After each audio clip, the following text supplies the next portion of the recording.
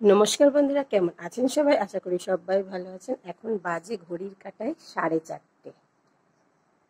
ঘড়িটা বোঝা যাচ্ছে না। তো উঠেছিলাম আমি 3:30-তে। উঠে ছেলের জন্য একটু টিফিন সব কিছু বানিয়ে নিয়েছি। তো কি বানিয়েছি সবটাই তোমাদেরকে দেখাবো। তো চলো, আমি এখন একটু চা খেয়ে নেবো, 5টায় তো বেরোবো। তো ততক্ষণ তোমরা সবাই ভালো থেকো, সুস্থ থেকো। ততক্ষণের জন্য টাটা। আর আমি এখন চাটা খেয়ে নিই। এই যে চা করেছি।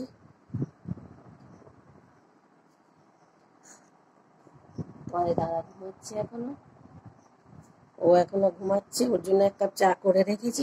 একটা দুটো বিস্কুট খাই, একদম খালি পেটে বেরোবো না, স্নান করেছি। সবাই ভালো থেকো। সারাদিন সবার সঙ্গে আর খুব একটা বেশি দেখা হবে বলে মনে হচ্ছে না। তো চলো এখন টাটা।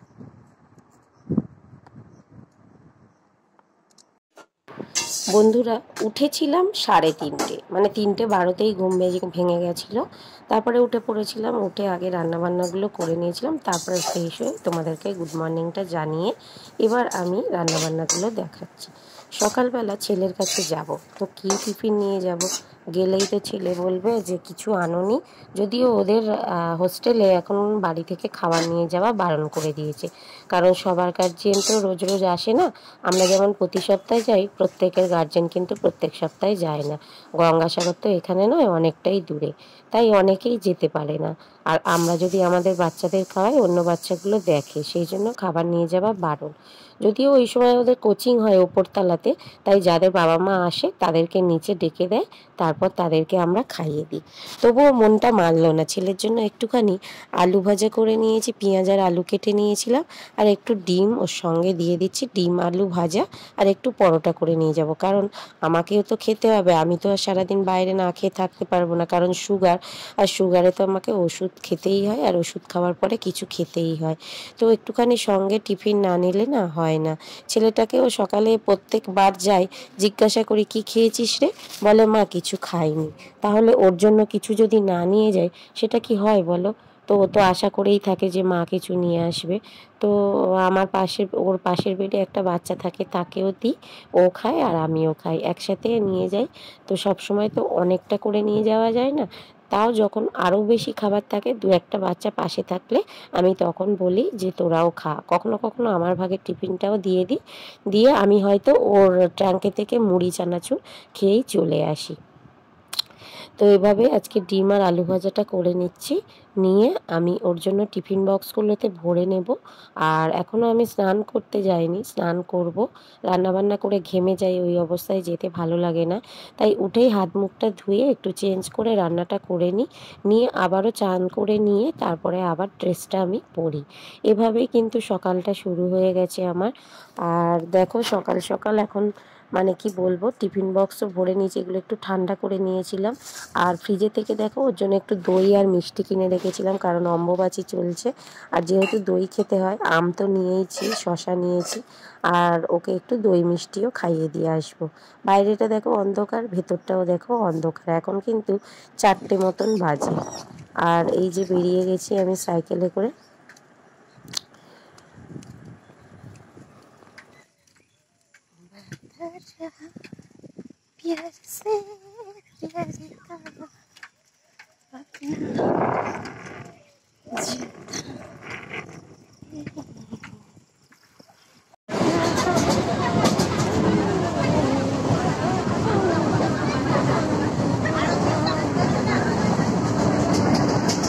আর ট্রেনে করে দেখো চলে এসেছিলাম, আর বারুইপুর স্টেশনে এসে এক সুন্দর দৃশ্য দেখলাম। পেপারগুলো যে এইভাবে ওরা ভাগ করে, আর পেপারের মধ্যে যে নানান রকম পোস্টারগুলো যে ওরা এত তাড়াতাড়ি আর এই সুন্দরভাবে যে কাজটা করতে পারে, এটা আমার কোনো দিন দেখা হয়নি। তাই বসে বসে না ওদের এই কাজগুলো দেখছিলাম, আর একটু ভিডিও করে নিলাম। সকালবেলা দেখো পেপারের সমার, যে পেপারগুলো সকালবেলা এত দাম, সন্ধেবেলা এর কিছুই দাম নেই। তো প্রচুর এখানে পেপার নিয়ে সব বসে গেছে। সকালবেলা এই দিকটা আমি কোনো দিন এসে বসিনি, তো আজকে এগুলো দেখে ভীষণ ভালো লাগলো, তাই একটু ভিডিও করলাম। তারপরে এই যে নামখানা ট্রেন এসে গেছিলো, নামখানা ট্রেনে উঠে পড়ছি। দেখো কত রোদও উঠে গেছে বাইরে। তারপরে একজন সবেদা বিক্রি করছিল ট্রেনের মধ্যে, তো ভীষণ ভালো লাগলো সেগুলোই। সকালবেলা ট্রেনের পরিবেশ ভীষণ ফাঁকা, লেডিসটা ভীষণ ফাঁকা ছিল, তাই বসারও জায়গা পেয়ে গেছিলাম। আর বসে বসে কি খাবো ভাবছিলাম, তো কিছুই খাইনি আর সকালে চুপচাপ বসেছিলাম। আর আমার বান্ধবীরা অন্য কম্পার্টমেন্টে উঠেছিল, কারণ ওর বর ছিল। আর তারপরে দেখো টোটো করে আমি হচ্ছে কি উঠে পড়েছি এখানে। এবার ভেসেল ঘাটের দিকে আমাদের যাওয়া হচ্ছে। তো সবাই মিলে আমার বান্ধবীরাও আছে, তো ওরা অতটা ভিডিওতে আসতে চায় না বলে ওদেরকে নিয়ে নিই। তো যাই হোক, একটা টোটোতে আমরা 4-5 জন মিলেই যাই। তারপরে দেখো ভেসেলে অনেকটা দেরিতে গিয়ে পৌঁছেছিলাম, তাই ভেসেলটা 8টার ভেসেলটা পাইনি, 8টা 20 ভেসেলটা পেয়েছিলাম। আর সেই ভেসেলটায় উঠেও জায়গা পাইনি। প্রথম আজকে হলো যে আমরা জায়গা না পেয়ে ওই যে দাঁড়িয়ে আছে, আমার পাশে বান্ধবী দাঁড়িয়ে আছে। আর ভেসেলে সত্যি কথা প্রচণ্ড ভিড়। আর তারপরে দেখো হাঁটতে থাকছি আমরা, ওখান থেকে আবার টোটো ধরেছিলাম। তারপরেও আবার হেঁটে হেঁটে যে ছেলের হস্টেলের কাছেই চলে এসেছি।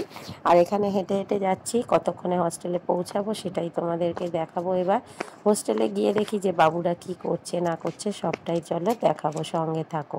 তারপরে দেখো এই যে ওদের হস্টেলের মধ্যে আমরা ঢুকে যাচ্ছি। ওদিকে ছেলেরা কিছু চান করছে, এদিকে আমার বান্ধবী আর ওর বর ঢুকে গেছে। আর ভেতরে তখনও আমাদের ছেলেদের কোচিং চলছিল, তাই ওপরে রয়েছে।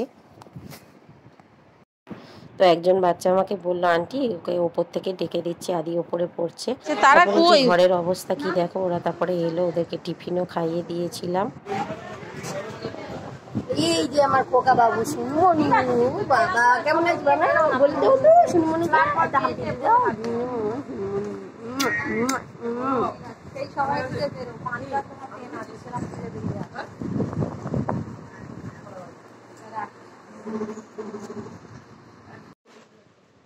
আর এই সপ্তাহে যেন গার্জিয়ানরা একটু বেশি এসেছিলো, কারণ আগের সপ্তাহে অনেক গার্জিয়ান আসেনি, কারণ তার আগে শুক্রবার বৃহস্পতিবার অনেকে দিয়ে গেছে, তো তাই রোববার আর কেউ আসেনি। আর সেই জন্য এই রোববারটা খুব ভিড় হয়েছে।